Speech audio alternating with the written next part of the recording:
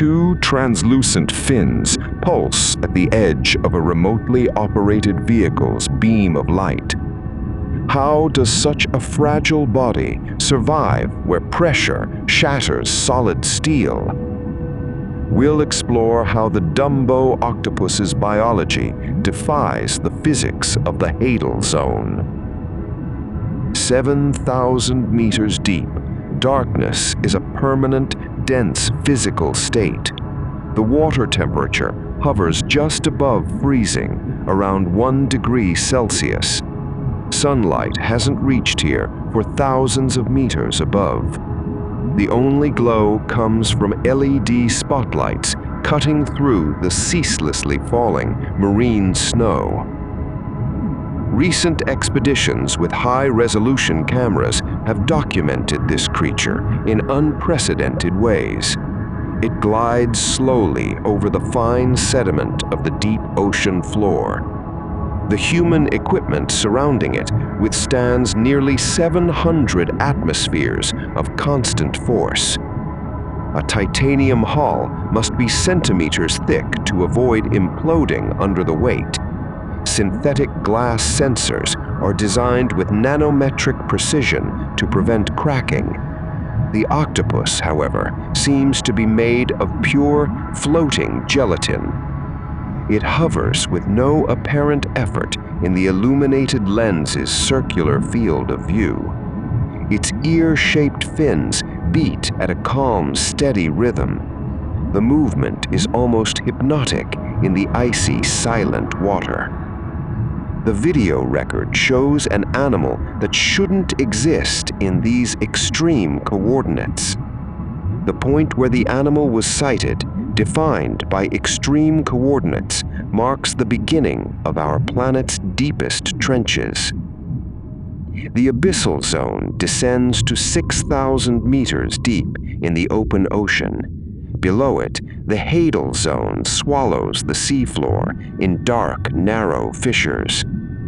In April of 2020, researchers were analyzing data from independent sensors.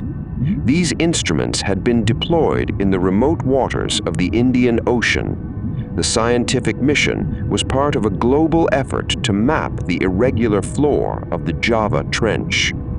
A heavy metal structure known as a benthic lander descended for 4 hours through the water column. The module carried a high-definition camera, sealed batteries, and biological baits attached to a mechanical arm. The primary objective was to record the scavenging fauna and the topographic profile of the seabed.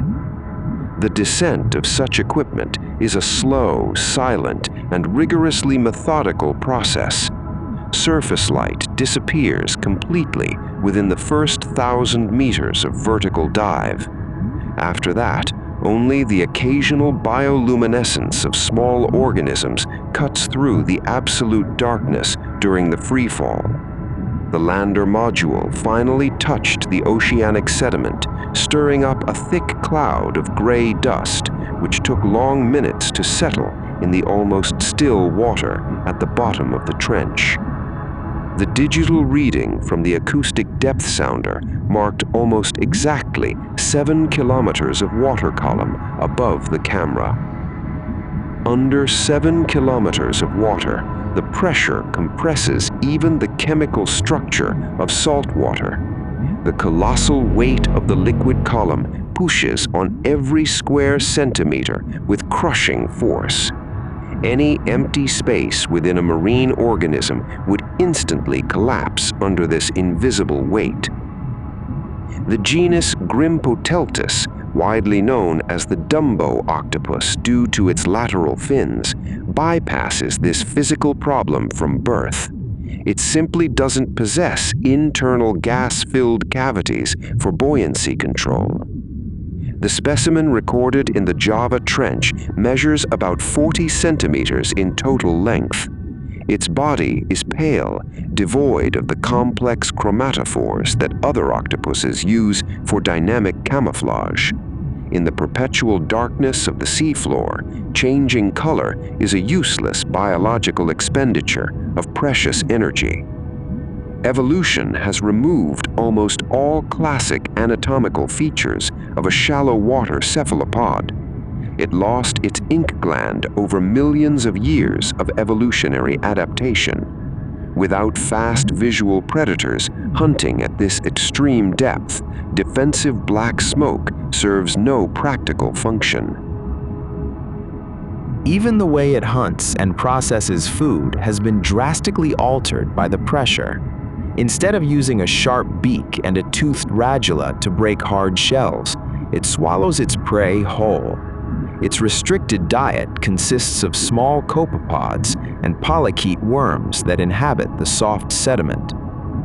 The octopus's arms are joined by a continuous thin skin membrane. This web creates an umbrella-like structure when the animal expands over the bottom.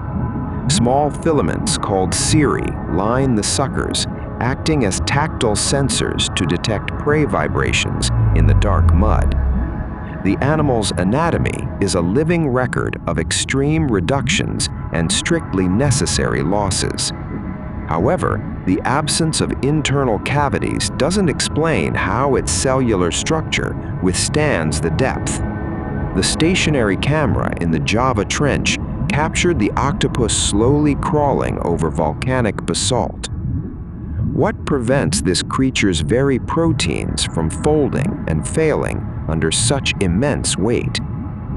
Until that specific dive in the Indian Ocean, marine science believed these octopuses inhabited maximum of 5,000 meters.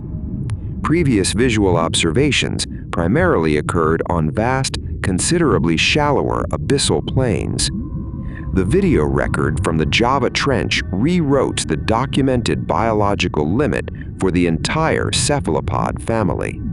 The solitary animal was filmed swimming at exactly 6,957 meters deep.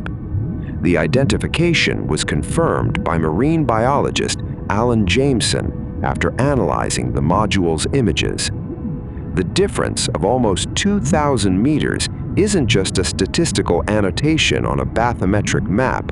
It's the brutal addition of 200 atmospheres of constant force on living, structurally vulnerable tissue.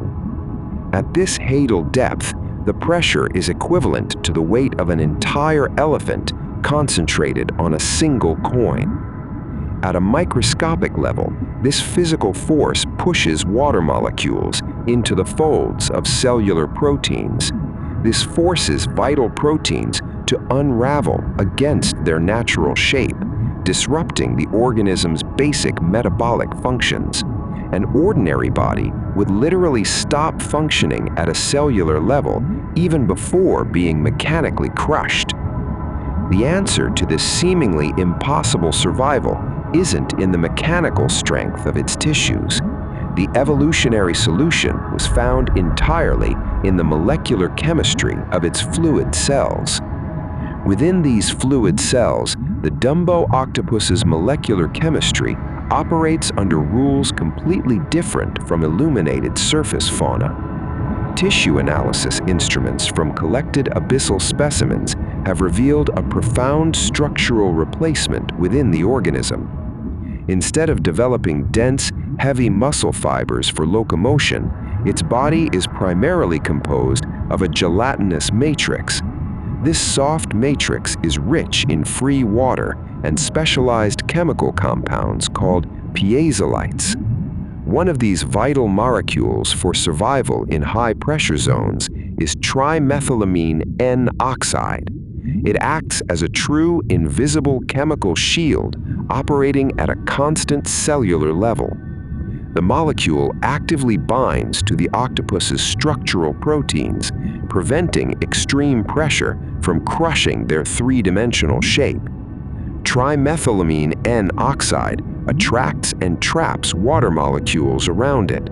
This physically prevents water from being forced into the octopus's sensitive proteins. Without this constant molecular protection, the proteins would collapse and cellular metabolism would cease in a matter of seconds. The deeper an abyssal octopus or fish lives, the higher the concentration of this protective molecule in its organic tissue. The strong characteristic smell associated with decomposing marine creatures comes precisely from the breakdown of this specific chemical compound. The creature's biology doesn't attempt to resist pressure through bone rigidity or thick carbonate shells. Its soft body becomes, at a purely molecular level, part of the crushing physical environment that surrounds it. Seawater flows freely through the animal's gelatinous membranes, perfectly equalizing internal and external force. The entire animal is a closed biological system of perfectly stabilized fluids and proteins. From these perfectly stabilized fluids, the Dumbo octopus can silently glide where reinforced metal machines frequently fail. Its fragile body survives in the trenches because it abandoned any attempt to be solid against the abyss. Evolution traded dense muscle for a highly permeable and flexible cellular structure. The creature uses the very chemistry of salt water and highly concentrated protective compounds to keep its cells intact. It doesn't fight against the nearly 700 atmospheres of force in the Java Trench. It assimilates them completely. The physical pressure that destroys research submarine hulls is precisely what keeps its gelatinous body cohesive. Without this colossal external pressure compressing its tissues, its cellular structure would lose integrity and fall apart. In our next episode, we'll investigate the anglerfish, the creature with teeth bigger than its body. We'll discover how predators solve the problem of hunting in the darkness. At the bottom of the trench, the translucent fins continue to pulse slowly, suspended in a lightless abyss.